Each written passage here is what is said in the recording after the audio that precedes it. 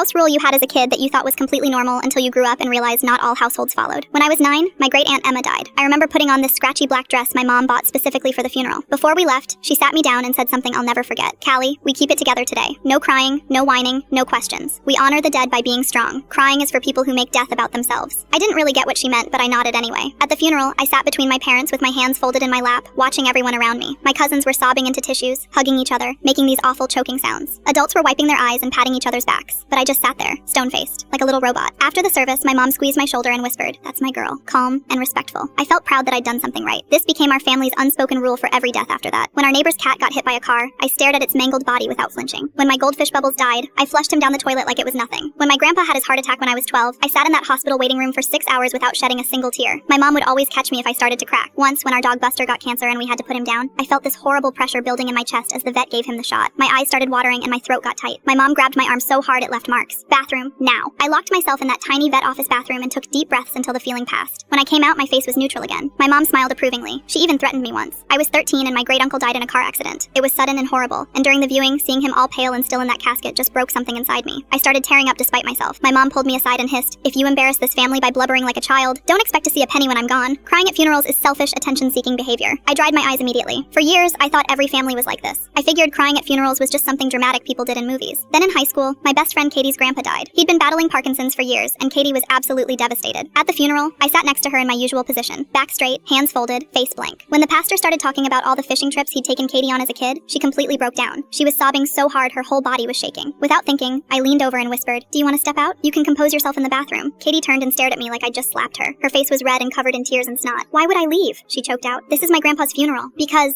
I started, then stopped. The words died in my throat. For the first time in my life, I looked around that room and really saw what was happening. Katie's mom was crying. Her dad was crying. Her little brother was crying. Even grown men I'd never seen cry before had tears in their eyes. And they weren't leaving. They weren't hiding in bathrooms or getting pulled aside for embarrassing the family. They were just grieving, openly, like it was the most natural thing in the world. That night, I went home and Googled, "Is it normal to cry at funerals?" Every single result said yes. Articles about healthy grief, about the importance of expressing emotions, about how funerals are literally designed for people to mourn together. I felt like I'd been living in some weird alternate universe my entire life. In college, it all came crashing down. My roommate's mom died in a car accident sophomore year, and watching her grieve, really grieve, messily and loudly and without shame, something inside me just snapped. That night, I locked myself in my dorm room and cried for every single person I'd never properly mourned. Great-aunt Emma, Buster, Grandpa, even stupid Bubbles the goldfish. I cried until my eyes were swollen shut and my throat was raw. It lasted for hours, years of suppressed grief pouring out all at once. The next time I went home, I confronted my mom about it. I told her what I'd learned, how damaging her rules had been, how I'd missed out on properly saying goodbye to people I loved. She just stared at me with this cold expression and said, "If you start crying now, where does it end? You'll be a mess for the rest of your life." I moved out 2 weeks later, and the next time someone in my life died, I cried as loud and as long as I needed to.